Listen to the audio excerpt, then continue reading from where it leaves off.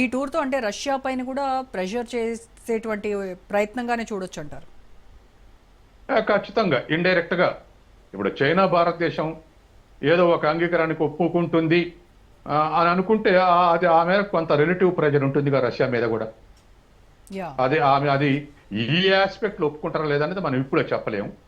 Russia oil దిగుమతి తగ్గించుకుంటారనే aspect లో మనం ఇప్పుడే చెప్పలేము. అయితే ఇంధనం సెక్యూరిటీ కోసం ఈ దేశాలు చూస్తున్నాయి.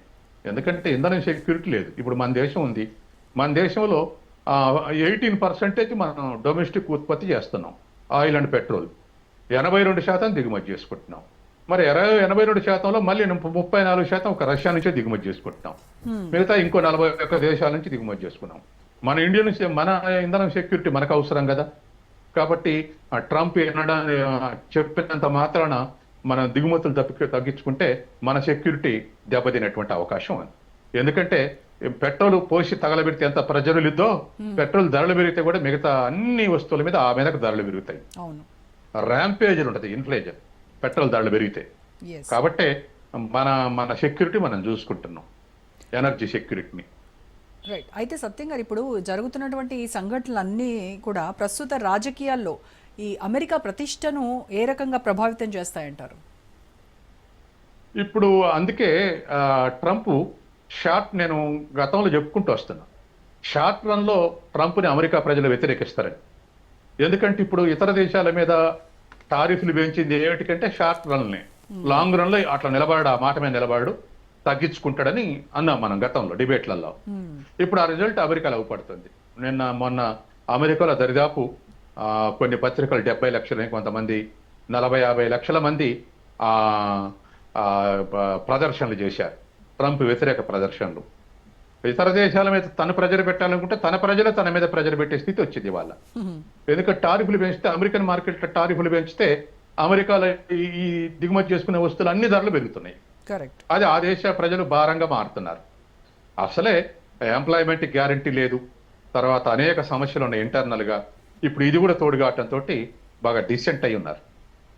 అయితే ఈ నిర్ణయాలు ట్రంప్ తీసుకునేవి ఇన్ ఫ్యూచర్ ఇతర దేశాలతో ఉన్నటువంటి దౌత్య సంబంధాలపైన ఏ మేరకు ప్రభావం ఉంటుందంటారు? ఖచ్చితంగా అండి. ఇప్పుడు ఇతర దేశాలు ఇప్పుడు వాళ్ళు చెప్పిన ఫిలాసఫీనే వాళ్ళు డీవేట్ అవుతారు. ప్రపంచీకరణాలు, ఇంటర్నేషనల్ ట్రేడ్, ఫ్రీ ట్రేడ్ ఉంటే ప్రపంచ ట్రేడ్, వరల్డ్ ట్రేడ్ పెరిగితే, వరల్డ్ ట్రేడ్ పెరిగితే అన్ని దేశాల జీడిపి పెరుగుతుంది అనేది సిద్ధాంతం. ఇప్పుడు ఏ టారిఫ్ అయితే ఉండొద్దు, లేకుంటే 0 లెవెల్ తీసుకురావాలని ఆనాడు 91 అన్నాడో, ఇప్పుడు అదే అడ్డం పెడుతున్నాడు. టారిఫ్ని అడ్డం పెట్టి ఎందుకు అడ్డం పెడుతున్నాడు? ఆనాడు అమెరికా, యూరప్ దేశాలు ప్రపంచం మొత్తానికి ఎగుమతులు చేస్తున్నాయి. కానీ ఇప్పుడు 35 ఏళ్ళు గడిచిపోయే వరకల్లా ఇతర దేశాలే యూరప్, అమెరికాకి ఎగుమతి చేసే స్థాయికి ఎదిగినాయి. చైనా ఎదిగింది చాలా అగ్రెసివ్ గా, తర్వాత వియత్నాం ఎదిగింది, మలేషియా ఎదిగింది, మనం కూడా కొంతమేర గుంజుకున్నాం. మనం కౌంటర్ ఎక్స్పోర్ట్ చేసే స్థితికి ఎదిగాం. ఇప్పుడు టారిఫ్ని ఒక వెపన్గా వాడుతున్నాడు. అప్పుడేం వాడొద్దు అన్నాడు, ఇప్పుడేం వాడుతున్నాడు. కాబట్టి ఖచ్చితంగా ఇంటర్నేషనల్ రిలేషన్స్ అన్నిటికి కూడా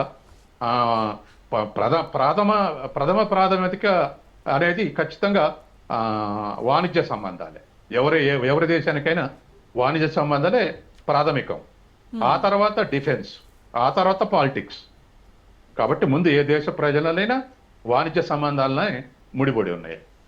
ఇప్పుడు ఎపెక్స్ సమ్మిట్ లో ట్రంప్ జిన్పింగ్ మీటింగ్ నుంచి యుక్రెయిన్ వార్ సంబంధించి ఏదైనా స్పెసిఫిక్ అవుట్కమ్ ఏమైనా ఎక్స్పెక్ట్ చేయొచ్చు అంటారా?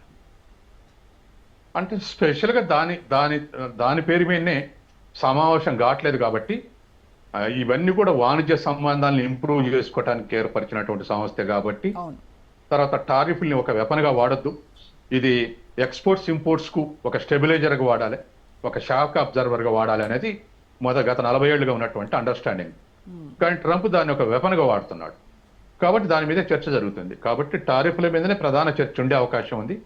కానీ ద్విపక్ష ఒప్పందాలు ఏ రెండు దేశాలైనా ప్రైవేట్గా సమావేశాలు అవుతుంటాయి కాబట్టి అటువంటిప్పుడు ఈ చర్చ వచ్చే అవకాశం ఉంది.